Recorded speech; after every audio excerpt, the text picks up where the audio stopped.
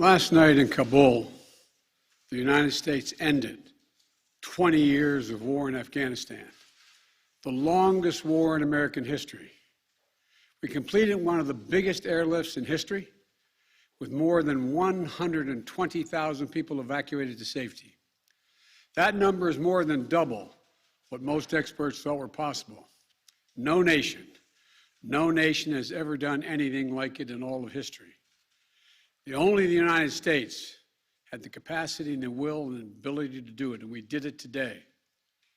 The extraordinary success of this mission was due to the incredible skill, bravery, and selfless courage of the United States military and our diplomats and intelligence professionals. For weeks, they risked their lives to get American citizens, Afghans who helped us, citizens of our allies and partners and others on board planes and out of the country. And they did it facing a crush of enormous crowds seeking to leave the country. And they did it knowing ISIS-K terrorists, sworn enemies of the Taliban, were lurking in the midst of those crowds. And still, the women and men of the United States military, our diplomatic corps, and intelligence professionals did their job and did it well, risking their lives, not for professional gains, but to serve others, not in a mission of war, but in a mission of mercy. 20 service members were wounded in the service of this mission. 13 heroes gave their lives. I was just at Dover Air Force Base for the dignified transfer. We owe them and their families a debt of gratitude we can never repay, but we should never, ever, ever forget. In April, I made a decision to end this war. As part of that decision, we set the date of August 31st for American troops to withdraw. The assumption was that more than 300,000 Afghan national security forces that we had trained over the past 2 decades and equipped would be a strong adversary in their civil wars with the Taliban. That assumption that the Afghan government would be able to hold on for a period of time beyond military drawdown turned out not to be accurate. But I still instructed our national security team to prepare for every eventuality, even that one. And that's what we did. So we were ready when the Afghan security forces, after 2 decades of fighting for their country and losing thousands of their own, did not hold on as long as anyone expected. We were ready when they and the people of Afghanistan watched their own government collapse and their president flee amid the corruption and malfeasance, handing over the country to their enemy, the Taliban, and significantly increasing the risk to U.S. personnel and our allies. As a result, to safely extract American citizens before August 31st, as well as embassy personnel, allies and partners, and those Afghans who had worked with us and fought alongside of us for 20 years, I had authorized 6,000 troops, American troops, to Kabul to help secure the airport. As General McKenzie said, this is the way the mission was designed. It was designed to operate under severe stress and attack, and that's what it did. Since March, we reached out 19 times to Americans in Afghanistan with multiple warnings and offers to help them leave Afghanistan, all the way back as far as March. After we started the evacuation 17 days ago, we did initial outreach and analysis and identified around 5,000 Americans who had decided earlier to stay in Afghanistan but now wanted to leave. Our Operation Allied Rescue ended up getting more than 5,500 Americans out. We got out thousands of citizens and diplomats from those countries that went into Afghanistan with us to get bin Laden. We got out locally employed staff of the United States Embassy and their families, totaling roughly 2,500 people. We got thousands of Afghan translators and interpreters and others who supported the United States out as well. Now we believe that about 100 to 200 Americans remain in Afghanistan, with some intention to leave. Most of those who remain are dual citizens, long-time residents who had earlier decided to stay because of their family roots in Afghanistan. The bottom line, 90% of Americans in Afghanistan who wanted to leave were able to leave. And for those remaining Americans, there is no deadline. We remain committed to get them out if they want to come out. Secretary of State Blinken is leading the continued diplomatic efforts to ensure safe passage for any American, Afghan partner, or foreign national who wants to leave Afghanistan. In fact, just yesterday, the United Nations Security Council passed a resolution that sent a clear message about what the international community expects the Taliban to deliver on moving forward, notably freedom of travel, freedom to leave. And together, we are joined by over 100 countries that are determined to make sure the Taliban upholds those commitments. It will include ongoing efforts in Afghanistan to reopen the airport, as well as overland routes, allowing for continued departure to those who want to leave and deliver humanitarian assistance to the people of Afghanistan. The Taliban has made public commitments, broadcast on television and radio across Afghanistan, on safe passage for anyone wanting to leave, including those who worked alongside Americans.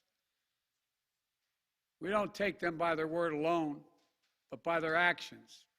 And we have leverage to make sure those commitments are met. Let me be clear.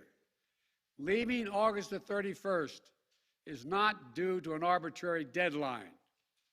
It was designed to save American lives. My predecessor, the former president, signed an agreement with the Taliban to remove U.S. troops by May the 1st, just months after I was inaugurated. It included no requirement that the Taliban work out a cooperative government arrangement with the Afghan government. But it did authorize the release of 5,000 prisoners last year, including some of the Taliban's top war commanders, among those who just took control of Afghanistan. And by the time I came to office, the Taliban was in its strongest military position since 2001, controlling or contesting nearly half of the country. The previous administration's agreement said that if we stuck to the May 1st deadline that they had signed on to leave by, the Taliban wouldn't attack any American forces. But if we stayed, all bets were off. So we were left with a simple decision. Either follow through on the commitment made by the last administration and leave Afghanistan, or say we weren't leaving and commit another tens of thousands more troops going back to war. That was the choice, the real choice, between leaving or escalating. I was not going to extend this forever war, and I was not extending a forever exit. The decision to end the military airlift operations at Kabul airport was based on the unanimous recommendation of my civilian and military advisors, the Secretary of State, the Secretary of Defense, the Chairman of the Joint Chiefs of Staff, and all the service chiefs, and the commanders in the field.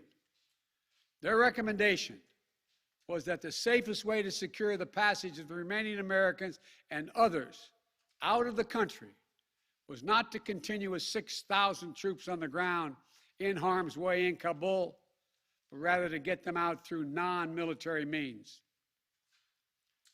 In the 17 days that we operated in Kabul, after the Taliban seized power, we engaged in an around-the-clock effort to provide every American the opportunity to leave.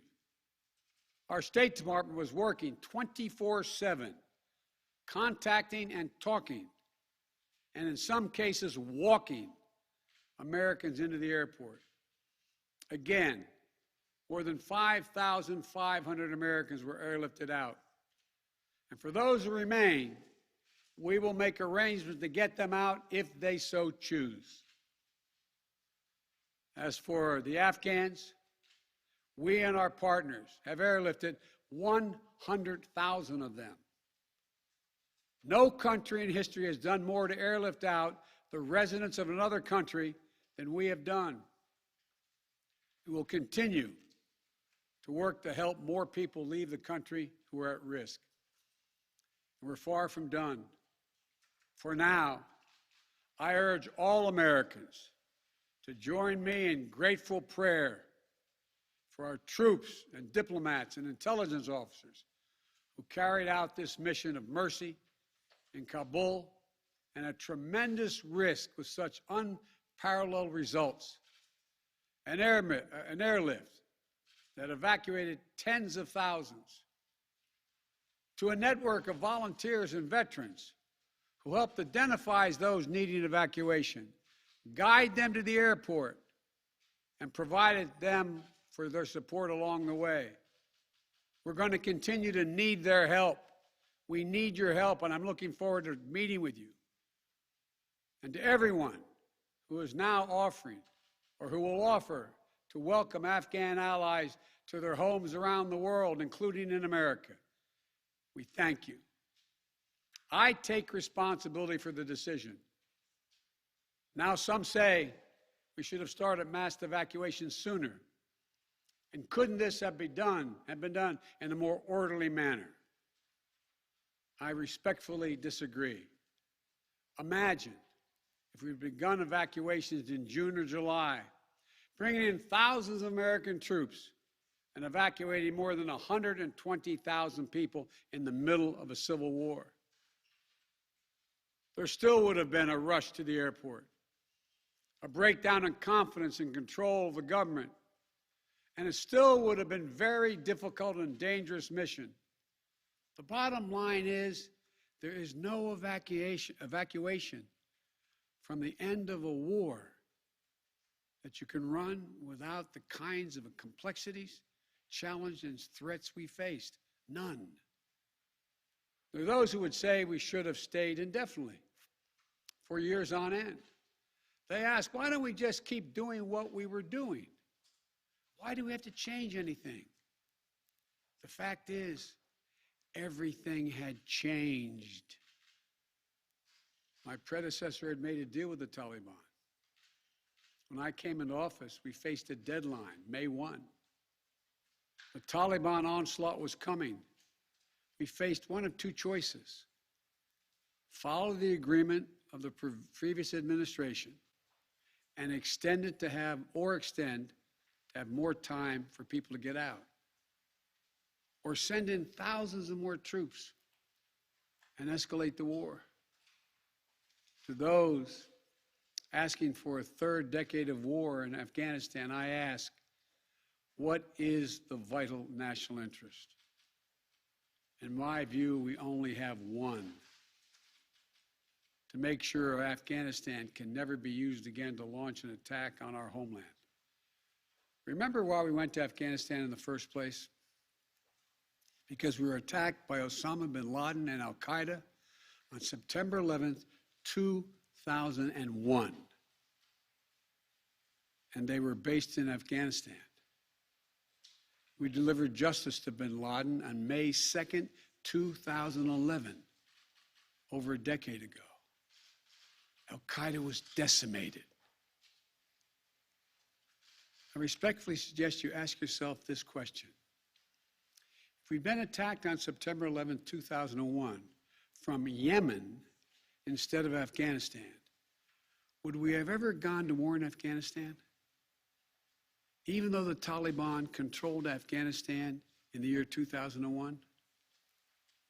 I believe the honest answer is no. That's because we had no vital interest in Afghanistan other than to prevent an attack on America's homeland and our friends. And that's true today. We succeeded in what we set out to do in Afghanistan. over a decade ago. Then we stayed for another decade. It was time to end this war. This is a new world. The terror threat has metastasized across the world, well beyond Afghanistan. We face threats from al-Shabaab in Somalia, al-Qaeda affiliates in Syria and the Arabian Peninsula, and ISIS attempting to create a caliphate in Syria and Iraq and establishing affiliates across Africa and Asia. The fundamental obligation of a president, in my opinion, is to defend and protect America. Not against threats of 2001, but against the threats of 2021 and tomorrow. That is the guiding principle behind my decisions about Afghanistan. I simply do not believe that the safety and security of America is enhanced by continuing to deploy thousands of American troops and spending billions of dollars a year in Afghanistan. But I also know that the threat from terrorism continues in its pernicious and evil nature. But it's changed, expanded to other countries. Our strategy has to change too. We will maintain the fight against terrorism in Afghanistan and other countries. We just don't need to fight a ground war to do it. We have what's called over-the-horizon capabilities, which means we can strike terrorists and targets without American boots on the ground, or very few if needed. We've shown that capacity just in the last week. We struck ISIS-K remotely, days after they murdered 13 of our service members and dozens of innocent Afghans. And to ISIS-K, we are not done with you yet. As Commander-in-Chief, I firmly believe the best path to guard our safety and our security lies in a tough, unforgiving, targeted, precise strategy that goes after terror where it is today, not where it was 2 decades ago. That's what's in our national interest. And here's a critical thing to understand. The world is changing. We're engaged in a serious competition with China. We're dealing with the challenges on multiple fronts with Russia. We're confronted with cyber attacks and nuclear proliferation. We have to shore up America's competitiveness to meet these new challenges in the competition for the 21st century. And we can do both. Fight terrorism and take on new threats that are here now and will continue to be here in the future.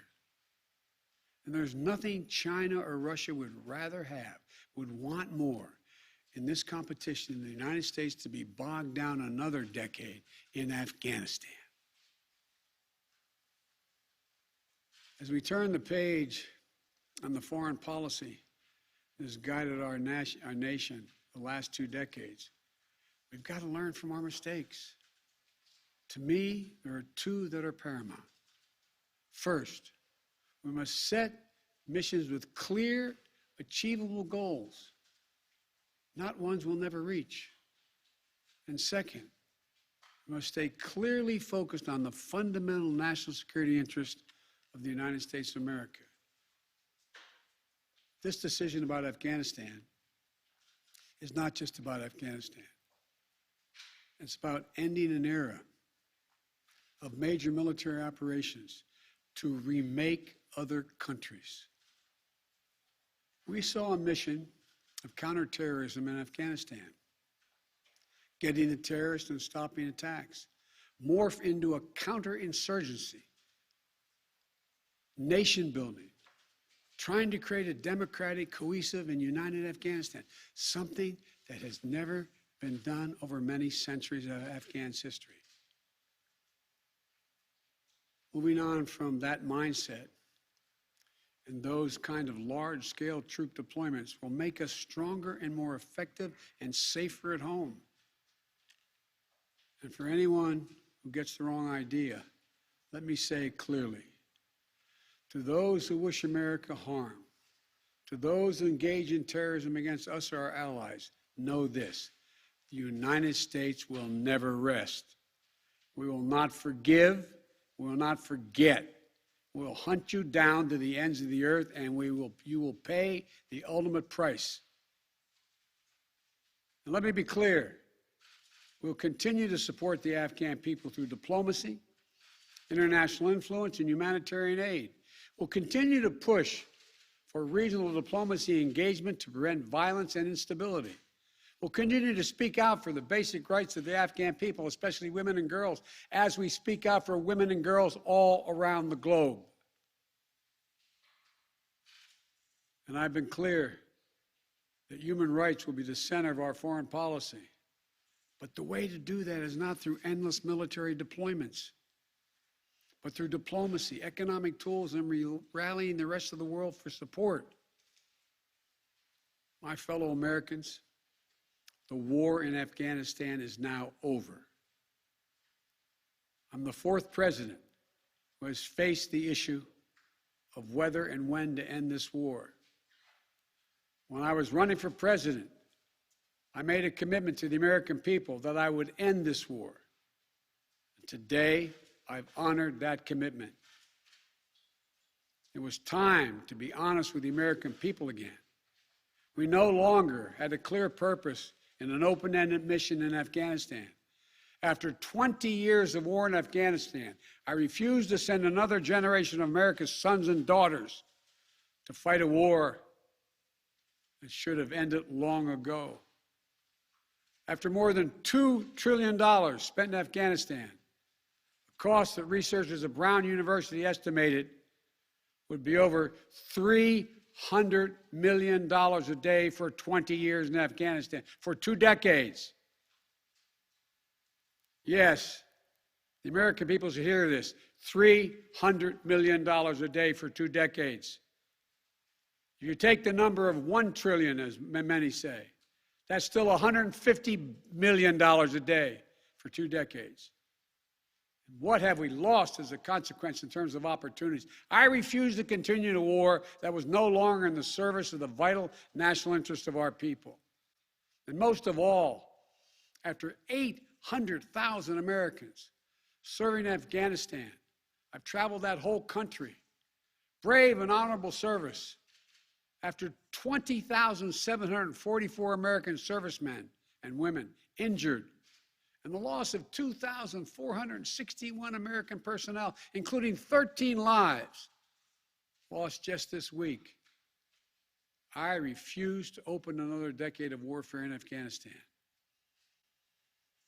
We've been a nation too long at war. If you're 20 years old today, you've never known an America at peace. So when I hear that we could have, should have continued the so-called low-grade effort in Afghanistan at low risk to our service members, at low cost, I don't think enough people understand how much we've asked of the 1% of this country who put that uniform on, willing to put their lives on the line in defense of our nation. Maybe it's because my deceased son, Bo, served in Iraq for a full year. Before that, well, maybe it's because of what I've seen over the years as senator, vice president, and president traveling these countries. A lot of our veterans and their families have gone through hell. Deployment after deployment, months and years away from their families. Missed birthdays, anniversaries, empty chairs at holidays, financial struggles, divorces, loss of limbs, traumatic brain injury, post-traumatic stress. We see it in the struggles many have when they come home. We see it in the strain on their families and caregivers. We see it in the strain on their families when they're not there.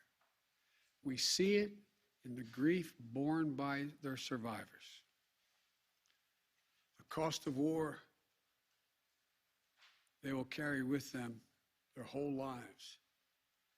Most tragically, we see in the shocking and stunning statistic that should give pause to anyone who thinks war can ever be low grade, low risk, or low cost. 18 veterans, on average, who die by suicide every single day in America. Not in a far-off place, but right here in America. There's nothing low grade or low risk or low cost about any war. It's time to end the war in Afghanistan. As we close 20 years of war and strife and pain and sacrifice, it's time to look at the future, not the past, to a future that's safer, to a future that's more secure, to a future that honors those who served and all those who gave what President Lincoln called their last full measure of devotion. I give you my word with all of my heart.